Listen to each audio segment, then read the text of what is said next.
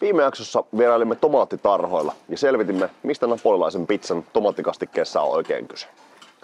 Tässä jaksossa pureudutaan toiseen pizzan keskeistä raaka-aineesta, nimittäin juustoon.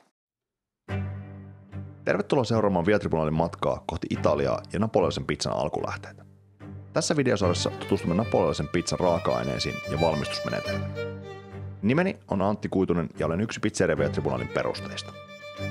Tässä videosarjassa haluamme näyttää teille, mikä sai meidät alkujaan innostumaan napolilaisesta pizzasta niin kovasti, että toimme napolilaisen pizzan Suomeen vuonna 2017.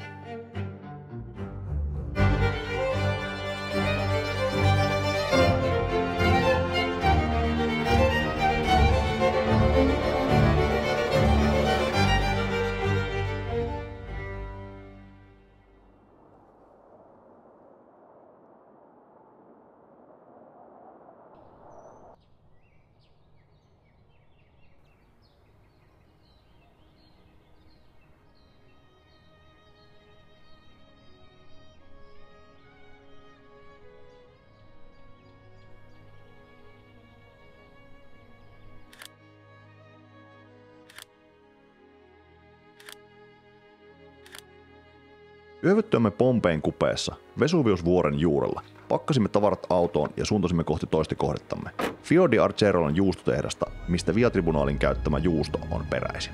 Argerola, jossa tehdas sijaitsee, on pieni kunta Kampanjan alueella Amalfin rannikolla noin 35 kilometriä Napolista kaakkoon. Argerola, kuten koko Amalfin rannikko, on uskomattoman kaunista aluetta, joka kannattaa ehdottomasti kokea omin silmin, jos vain suinkin mahdollista.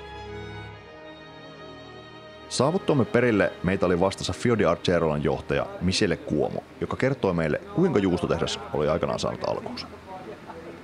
Fio di Argerola è una piccola realtà che è cresciuta negli ultimi anni, 8-10 anni, a conduzione familiare e probabilmente questa è la forza di questa azienda. Io non faccio parte direttamente della famiglia Fusco, di sangue, ma è come se ne facessi parte di anima fondamentalmente.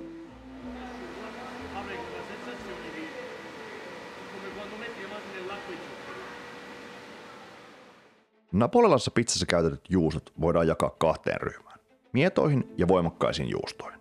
Mietoja juustoja ovat mozzarella ja voimakkaita juustoja pecorino, parmesaani ja scamorza. Mozzarellan tehtävä on tuoda pizzaan täyttävyyttä ja makua. Sulaessaan mozzarella leviää hyvin laajalti ympäri pizzaa ja niin ikään sitoo pizzan täytteitä yhteen. Juuston tehtävä on myös estää pizzaa palamasta. Napolilainen pizzauuni hohkaa 450 asteessa ja juustottomat kohdat palavatkin herkästi. Napolilaisessa pizzassa on sallittua käyttää vain kahta erilaista mozzarellaa. Ensimmäinen näistä on lehmänmaidosta valmistettu Fio di Latte ja toinen vesipuhvelinmaidosta valmistettu Bufala mozzarella. Bufala mozzarella on Fio di Latteen verrattuna selvästi kosteampaa ja revittävämpää, kun taas Fio di Latte on yllättävänkin kiinteä ja sitä on helppo viipaloida. Fio di Argerolassa pääsimme kokeilemaan myös perinteistä juuston valmistusmenetelmää. Vaikka ajan saatossa koneet ovat korvanneet manuaalisen työn, valmistusprosessi on säilynyt identtisenä. Per fare una mozzarella buona come quella di Fio di Argerola, considerando comunque che ci siamo dovuti adattare alle nuove tecnologie, alle produzioni sempre crescenti e quindi non più alla manualità, diciamo, di una volta, l'importante è comunque conservare quelli che sono i principi tradizionali della trasformazione del latte. Quindi indubbiamente avere una buona materia prima, controllata, fresca tutti i giorni e continuando a trasformare il latte in fior di latte seguendo le antiche tradizioni. Quindi maturazione lenta, lavorazione di notte e fondamentalmente tenere quelle che erano le caratteristiche di un tempo.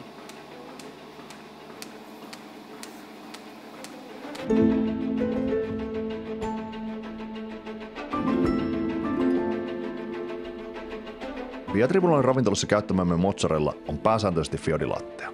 Oivallisin tilaisuus maistaa tätä juustoa on pizza margherita. Margherita on yksinkertainen pizza, johon tulee tomaattikastiketta, mozzarellaa, basilikaa ja oliiviöljyä. Tarinan mukaan pizza margherita keksittiin Napolissa vuonna 1889 ja keksijä oli kokki nimeltä Raffaele Esposito. Margherita oli kunnianosoitus Italian itsenäisyydelle ja sen 3 tärkeintä täytettä, basilika, mozzarella ja tomaatti, edustivat Italian lipunvärejä, vihreää, valkoista ja punaista.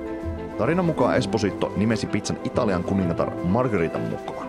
Vaikka tarina on todennäköisesti tarua, margaritasta on joka tapauksessa muodostunut kenties maailman tunnetuin pizza, jota rakastetaan joka puolella maailmaa.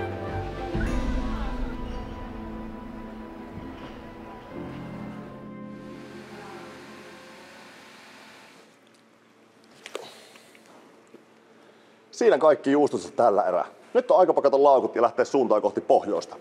Seuraavassa jaksossa vieraillaan Valorianilla, tutustutaan napolilaiseen pizzauuniin sekä pizzan paistamiseen. Jos tykkäsit videosta, paina taas peukku ylös. Jos pizza-aiheen sisältö kiinnostaa, niin laita toki kanavatilaukseen, klikkaa kellosta ilmoitukset päälle ja ei mitään. Nähdään seuraavassa jaksossa.